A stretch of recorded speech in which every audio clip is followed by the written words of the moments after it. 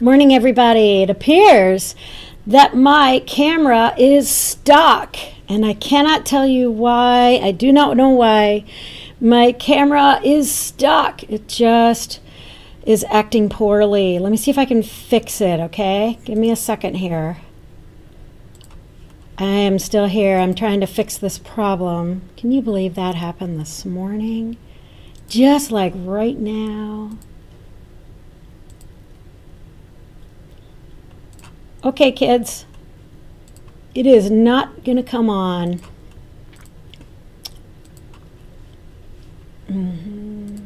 Wait, hi, there I am. Okay, but all my spacing is going to be wrong. So let me just go ahead and apologize for that while I try to drag and repair.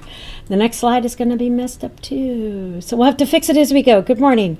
Computers are such a pain sometimes, aren't they? They do what we want sometimes, and sometimes they don't. So good morning. Hi, that was super goofy. Good morning, Marcia, Roxy, and Jerry, and Joyce. Jerry, I hope you guys are having a great time away on your vacation. Hi, Becky. We got it. Uh-oh.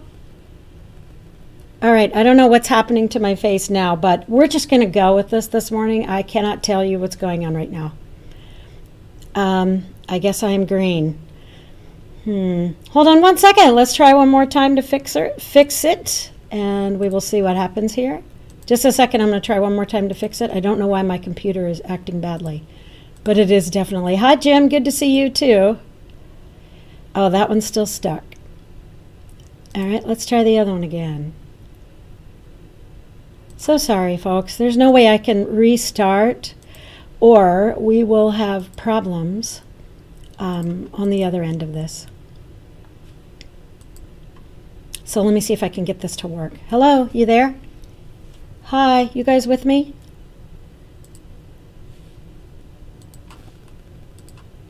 Okay, friends, I have no idea why my camera is acting badly, but we're just going to have to go with it today. I hope you can hear me, even though apparently you cannot see me. We're going to go with what we have and see what we can do. Hi, Jan, and hi, Evelyn. We're just going to go with this. I hope you guys can hear me today. Let's see if this makes things any better. It doesn't make my camera any better, but I do want you to see my slides. I'm so sorry. Give me 1 second to see if I can fix the problem. I don't know why. Oh, this is so frustrating. How is it that you feel so good about a message you have, and then all of a sudden it acts really, really dumb? Okay, that doesn't make it any better. I'm just going to get this out of the way and talk. Okay, good morning, everybody. It's great to see you. I don't know why my computer camera is acting badly this morning, so I don't know if you can see me. The still photo is easier to watch than the green, in your opinion. Well, oh, hi. Maybe I'll come in here and there and be able to see you. I want to talk with you this morning about what difficult times we are experiencing and how hard this is. I can't tell you even how many clergy members I heard speak in the last week saying that you simply can't preach whatever you plan to preach this coming Sunday, which I think is really interesting, because if you do, then they're saying you're completely missing out on what's going on in the world out there, because you all saw the news this last week on what's happening in the Middle East. These are such difficult and trying times, my friends. These are such difficult and trying times. So what's happening in the Middle East, and then we're also dealing with the COVID-19. I know, hi, we got it. I don't know. Computers are rude. It might pop out again. We'll give it a try. Oh, there we go. Knowing what we know about this world and the crazy world that we're living in with this COVID-19 Delta variant, the kids starting school, and now I'm reading about a Lambda variant, and now there are vaccine boosters being proposed. This is a crazy world we're living in, my friends. Wouldn't it be great if God just gave us some really super clear instructions? Wouldn't that be great? Really super clear instructions. Like if God just showed up and said, guys, you're doing this wrong. You got to try it a different way. I think this is just going to be how it is today, in and out all morning. Oh my gosh, that's relevant to the message. Let me keep going. This is relevant to the message. Wow, how funny is that? This is not the first time in history or in the history of humankind that God's people didn't know what to do. This is not the first time, nor will it be the last. Even if we can climb up above the situation in our community and see little things like, well, we could feed people.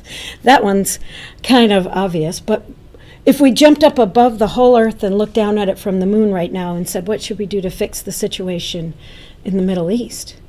What should we do to fix the turmoil and the trouble in our country? I don't think, well, you might have a clear answer, but I sure don't. And I think other people don't also. This is a very hard time. So we've been talking about the story of Gideon in the Bible. And Gideon is super interesting. He was a judge back in the early times of Israel. And he was an unlikely choice for a judge. You're right, Nancy. God is giving us a clear message today. I hope so. We always have trouble when it's important. Isn't that funny? But Gideon is called out of a wine press where he is trying to be safe while the Midianites are attacking and destroying the people of Israel. And Gideon, being a very, very unlikely character, gets approached by the Spirit of God.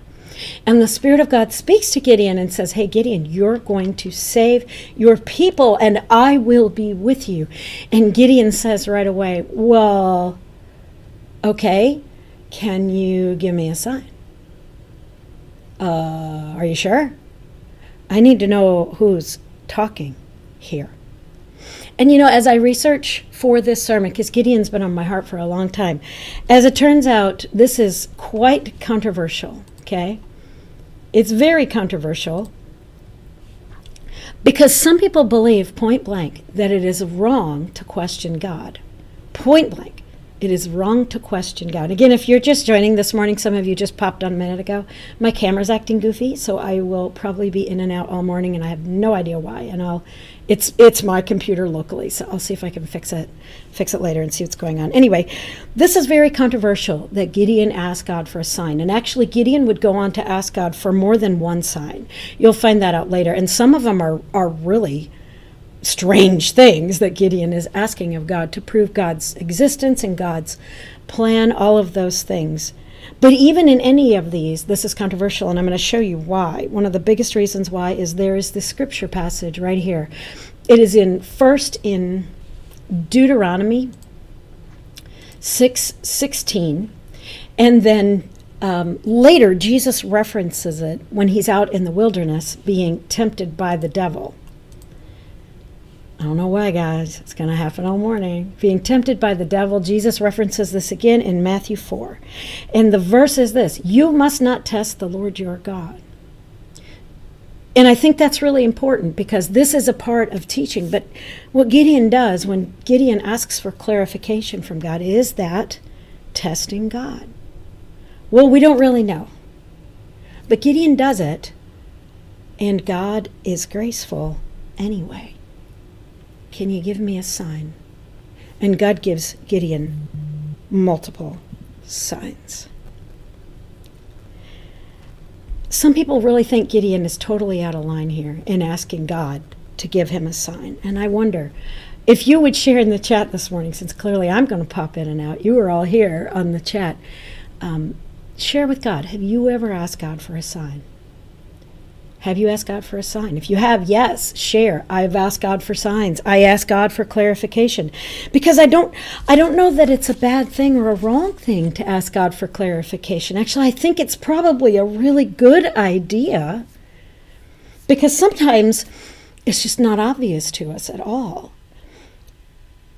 It's pretty easy to know that the nudge from God to do something wonderful or awesome from someone else is from God. It's pretty easy to know when you sense that you're supposed to do something that is Sue and Evelyn. Yeah, I know we have, haven't we?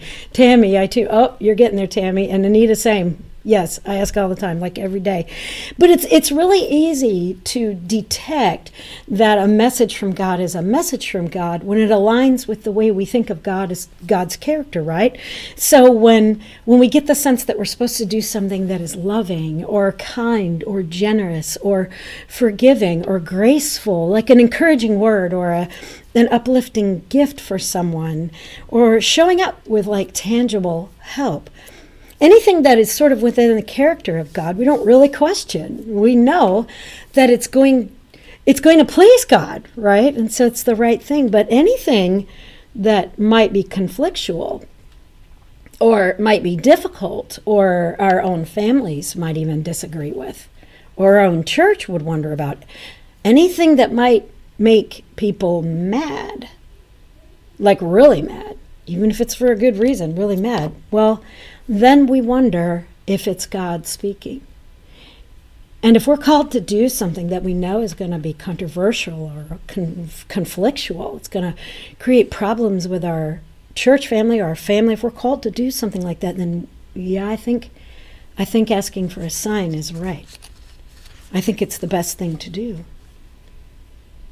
Even someone who is really skeptical of God can act on a nudge towards an act of kindness, right?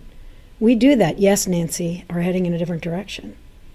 And it's really clear that Gideon, in this story that we're talking about in Judges 6, has become very skeptical of God and may always have been skeptical of God or even cynical of God. So I want you to look at these words again with me from Judges 6, okay?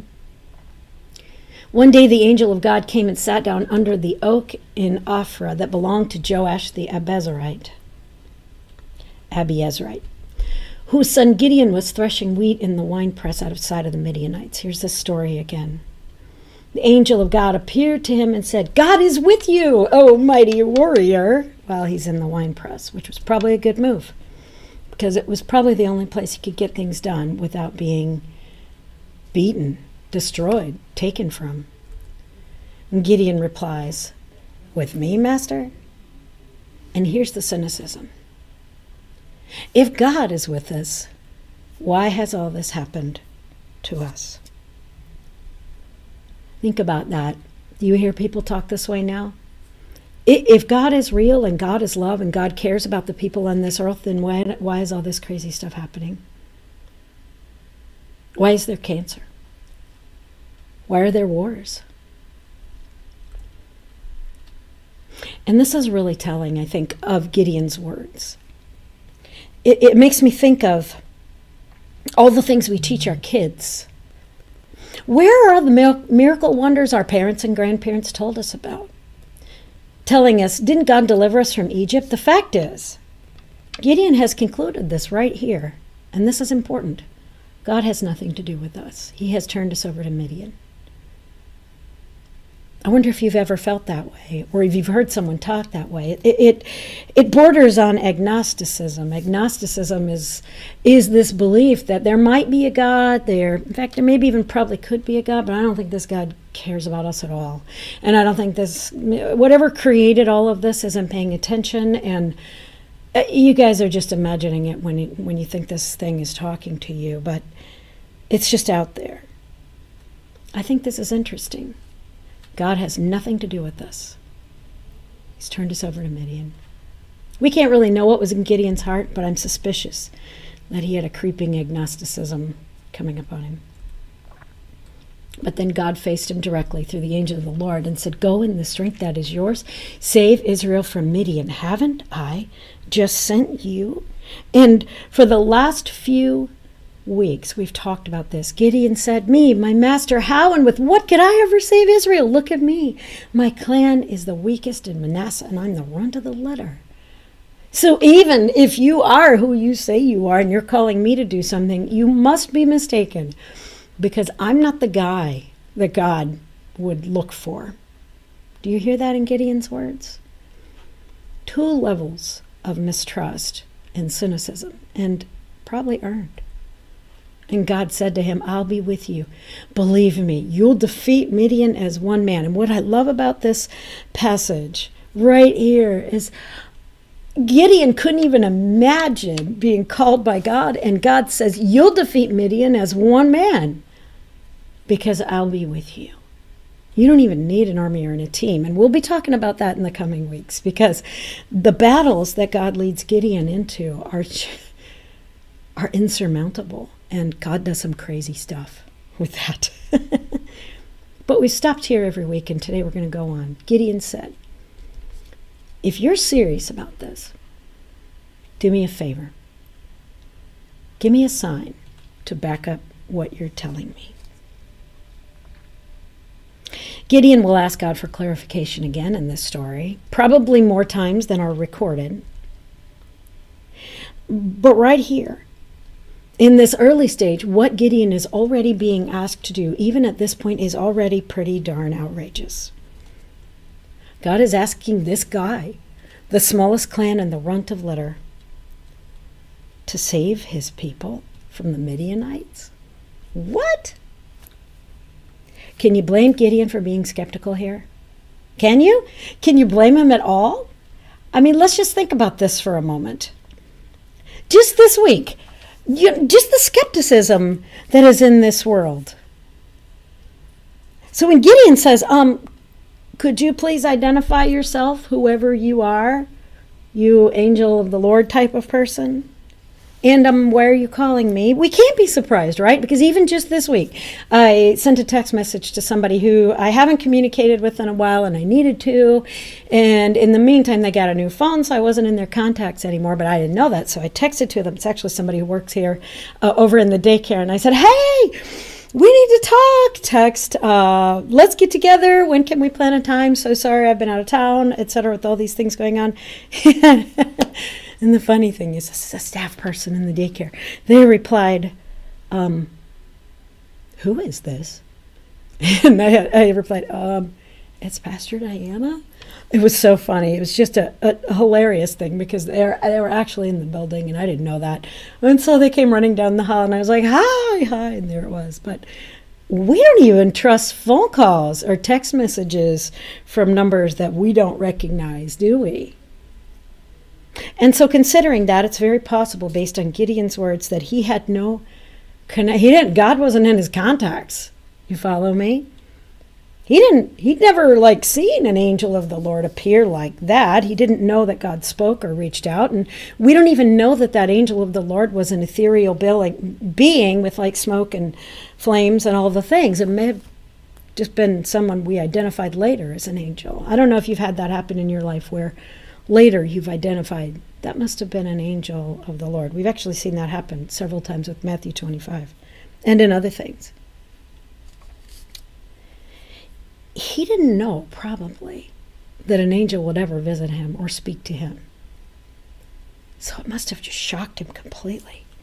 And even though he'd heard the stories that his parents and grandparents had told him, it's pretty likely that Gideon's personal experience with God was pretty limited.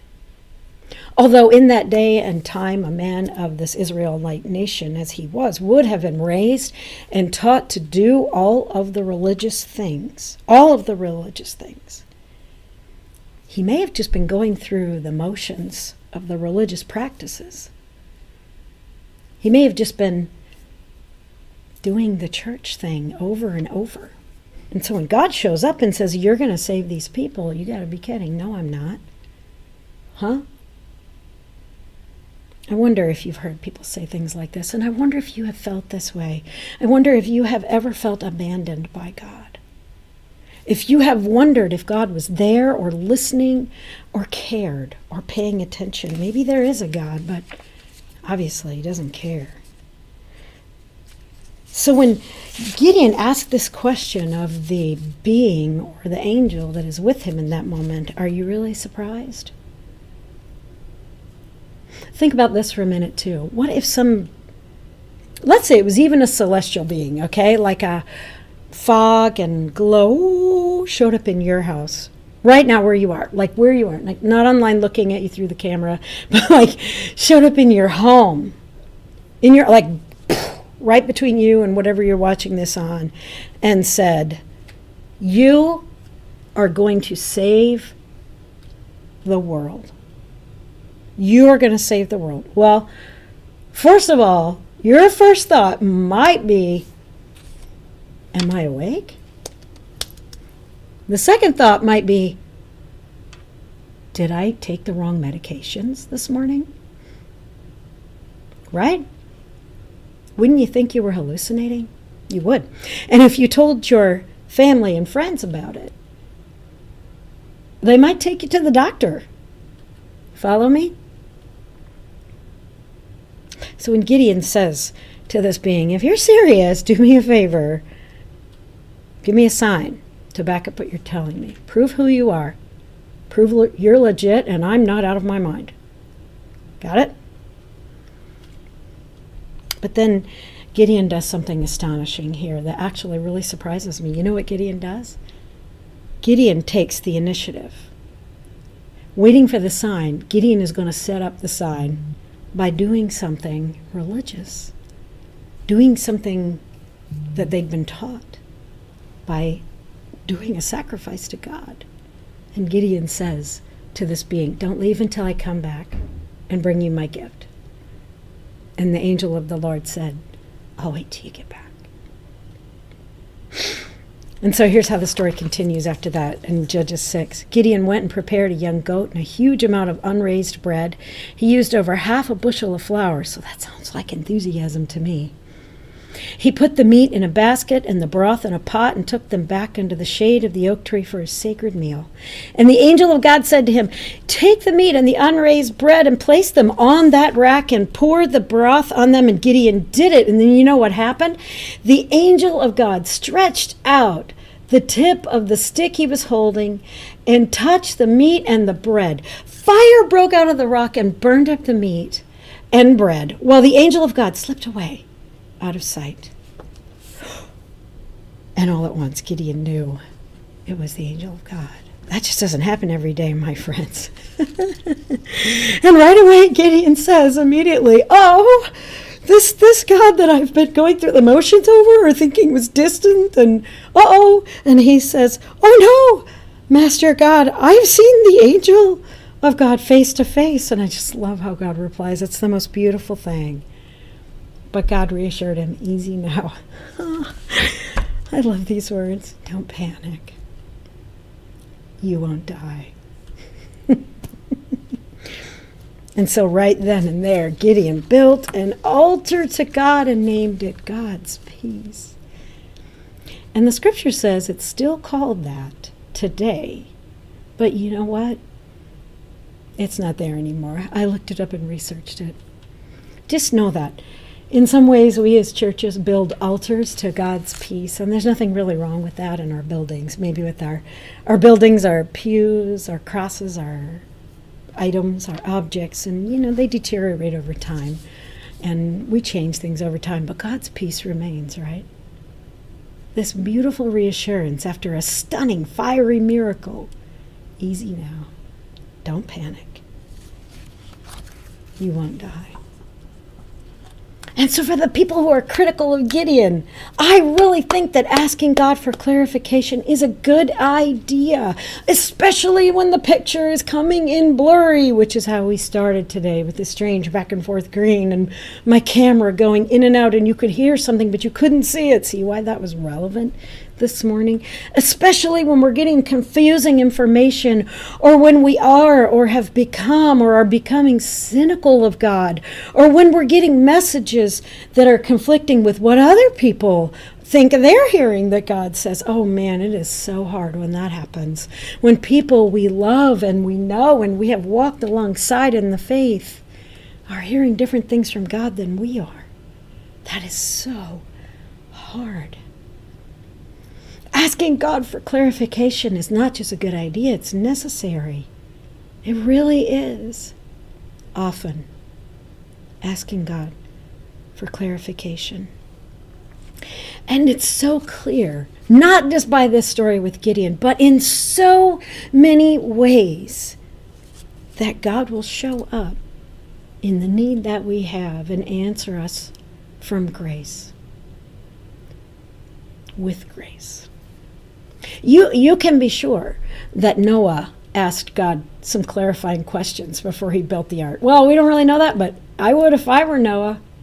You can be sure that Jacob asked these big questions when he was called to everything that he would do. And Joseph.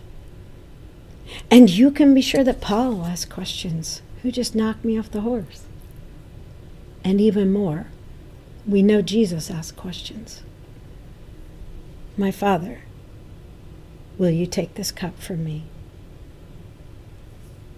Clarifying questions, even out loud, matter. And God's grace can even handle questions like, are you real? Do you care? Am I safe with you? And do you love me? God's grace can even handle those elemental questions. My son, Michael, and his wife have a dog. Her name's Mochi. Well, they have two. They have Jack, who is a perfect brother for my granddaughters. But then there's this other dog named Mochi. And Mochi is such a sweetheart. She is a beautiful girl, but let me tell you, she is an anxious pup. I don't know if any of you have had an anxious pup. Oh, Lord have mercy, she is so anxious. You know the type of puppy that is just constantly bouncing around you, especially if she doesn't know this to be true about you yet. And it's if they're constantly saying, do you love me? Do you love me? Do you love me? Do you love me? Do you love me? Do you love me? Do you love me? Does anybody know what I mean? If you've ever had a dog ask you if you love them a million times in their behavior, let me know. Share that. Do you love me? Mochi's anxiety goes past just the initial, do you like me? Do you like me? Do you love me? Do you love me? To, are you nice? Are you nice? Are you nice? Are you going to leave me? Are you going to leave me? Are you going to leave me? And if you leave me, are you going to come back? Are you going to come back? Are you going to come back? And you should just see this dog just totter around behind. It's so sweet and adorable. The amount of patience that takes, by the way, is pretty big for Mochi's family, immediate family. And then Mochi gets scared too. If you leave me, are you going to come back? Are you going to come back? And then, oh no, you left me? Well, then I'm going to have to destroy something. Oh, good, you're back. Uh-oh. Do you love me? Do you love me? Do you love me? Do you love me? Do you love me? It's totally different with cats. Cats don't care if you love them or not. They just want to know if you're allergic to them so they can climb on your lap. Am I right? I think we might do this kind of thing with God a little bit. And I'm not sure it's all bad. It's okay. You know, I think we're looking for constant reassurance, and especially now when we're in such troubling times, and especially when we're going through additional troubling times, like in transition periods or in a medical situation or whatever it is, a job concern. We're looking for God's constant reassurance. But I do think that at some point, oh, Becky, you think cats care? Well, I don't know any cats that care. All the cats care about that I know, all they care about is that I'm allergic to them and they want to jump on me. Anyway, I do think God will ask us to move beyond that initial questioning for security. I do think that God will ask us to move out of the need for reassurance sometimes. And I actually think God will ask us to do that a lot. Will ask us to settle, yes, you are real, yes, you care, and yes, you love me, and so therefore, what shall we do together? And I think this is a lot of what it means to go forward, growing in discipleship. Hi, Sherry. To go beyond just needing comfort and assurance. And again, there are times in life when that's really all we need to do for a while. But to go beyond that and to begin following in God's lead for our lives. And in Gideon's case, God gives him a spectacular, clear sign that I am who I am. And clearly I love you because you don't need to panic. You're not going to die. That's quite a thing for God to say to Gideon. And I think we don't always get that kind of clear answer from God, right? It takes more time, but I think in this particular case, Gideon had to get this answer because the first thing that God was going to ask Gideon to do was not going to be popular. It was going to be very controversial. God knows that. Gideon doesn't know it yet at this point. And what God was going to ask Gideon to do was to bring change to the people in the patterns that they were in the habits they'd been developing, and they were stuck in. And it was going to be so controversial that Gideon would probably be afraid for his life.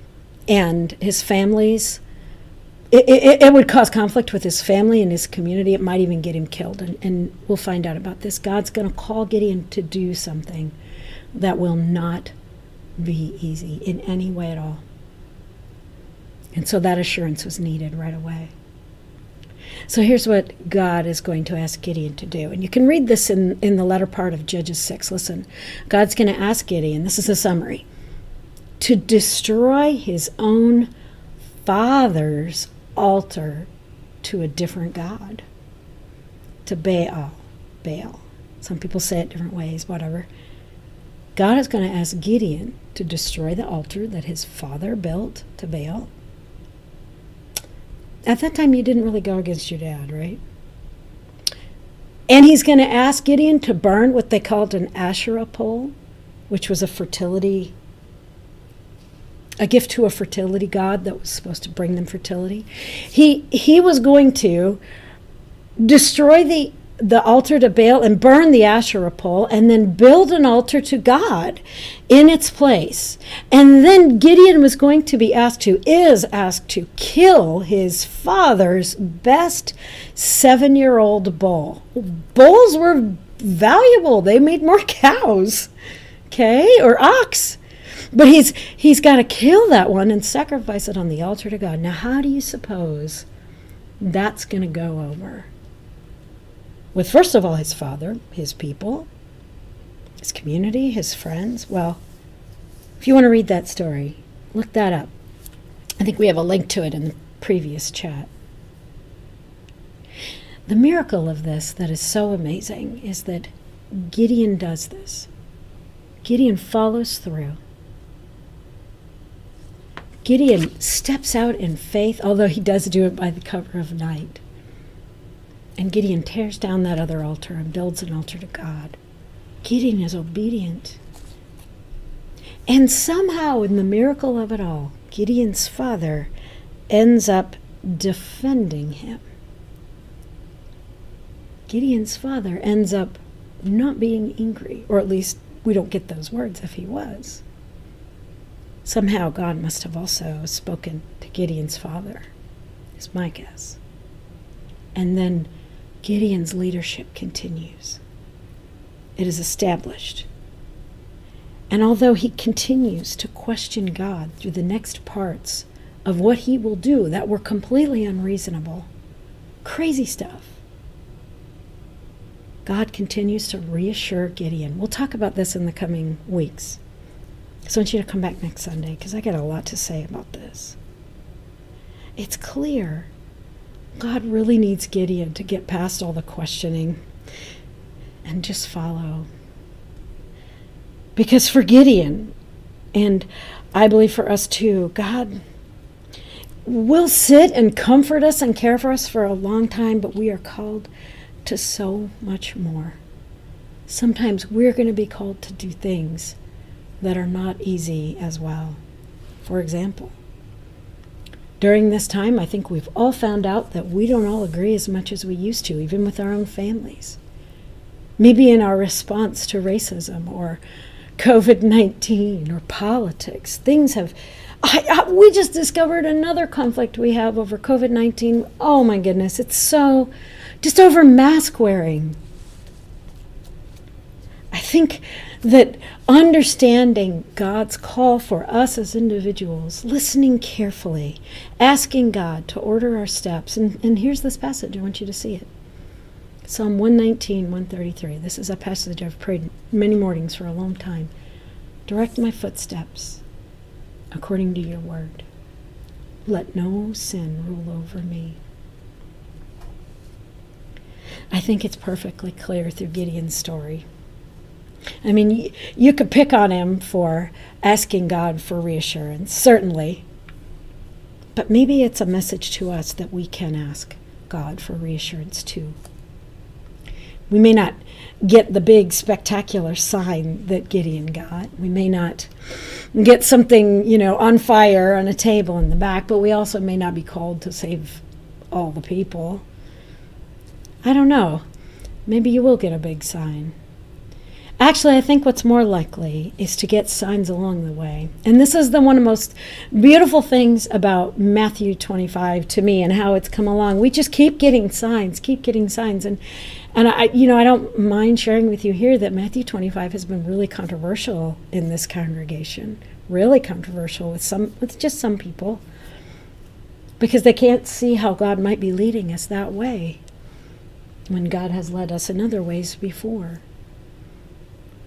We just keep asking, God, can you just keep affirming? Can you keep supplying? Can you keep offering? Can you keep teaching? Can you keep showing? Can you keep leading? Can you keep ordering the steps in front of us? Yes, Todd, I agree.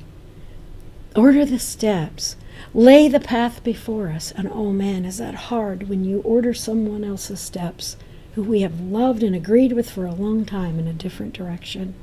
Man, that's hard. I wonder where you are today. I'm afraid to change this back to live. I don't know what'll happen. Let's see. Works. I wonder where you are today. Are you a skeptical person wondering if God is out there, if God is real, if God cares? I encourage you. Ask for reassurance. Ask for signs. Ask for messages. But don't ask God to do tricks for you. That's a different matter. Say, God, can you open my eyes to your place, to your reality, to your love, to your mercy? Can you show me? Can you help me see? Because if you're approaching God with a desire to know God, I believe God will always meet you with grace. Can you show me? And maybe you're on a path right now that is really foggy and murky and the camera keeps turning off. Maybe the road ahead of you is hard to even see. God, can you order my steps? Can you reassure me? I'll go if you lead. Maybe you're in a place where your life is so complex and confusing that you really just do need to take the time to rest in God's presence for a while. I think we're supposed to do that every week. I think that's what Sabbath is about. You ever noticed this is still called Sabbath centering? Because it's meant to be a time when we all slow down and center on God for a little bit. And this is meant to be a time when we're comforted, when we're cared for, when we're reassured, when we're encouraged, when we're inspired. Nancy, I love your comment here. Be very aware. God's words come in very different ways. They do. Keep looking, keep asking, keep seeking. And get ready for God to lead you forward and on. Keep God in your contacts. This communication has to be clear. God is so graceful and amazing with Gideon. You can be sure that God's commitment to be loving and graceful to you, even if you ask ridiculous questions, it will be. God's commitment to you will always be. Because God is real and God does love you. And God does have a plan to save all of this world. And the little things we do might be a part of that. One thing at a time. So I encourage you, friends, stay with it. If you feel God saying something to you that sounds really confusing to you, check it in. Check in with a friend, contact a pastor, contact me, contact somebody, pray again, read again, ask for more information. But keep asking. Keep watching, listening, looking. Because God will always be with you.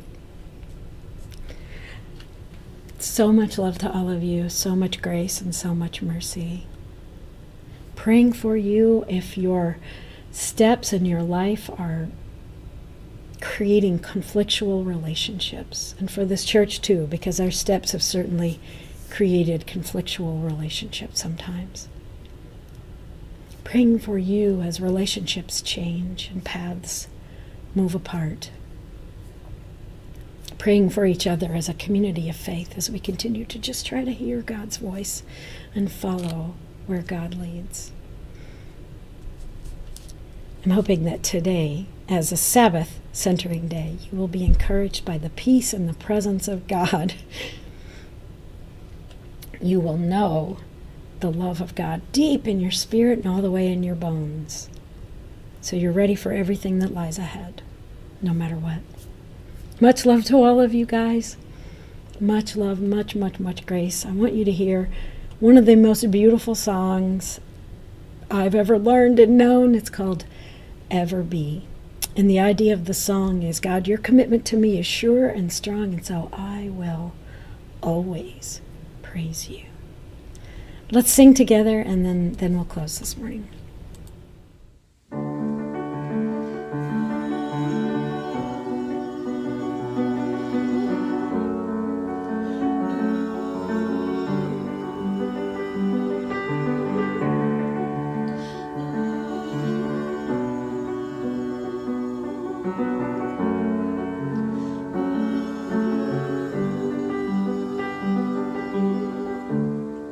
Your love is devoted.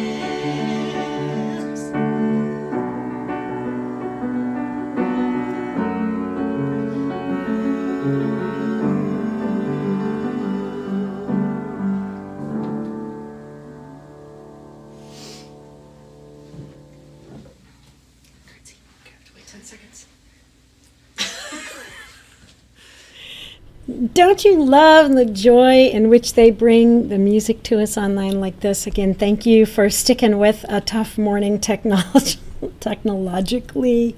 It's hard to stay focused on my end when I'm trying to figure out what's wrong with my computer today. But you guys, we're going to stick with it no matter what. Because God definitely sticks with us. And we're going to stay with this no matter what. Just keep praying. Let's be sure we're hearing God's voice and going in the way that God leads us at all times. You in your life, me and mine, and us together. So, much love, much grace to all of you. Please take care.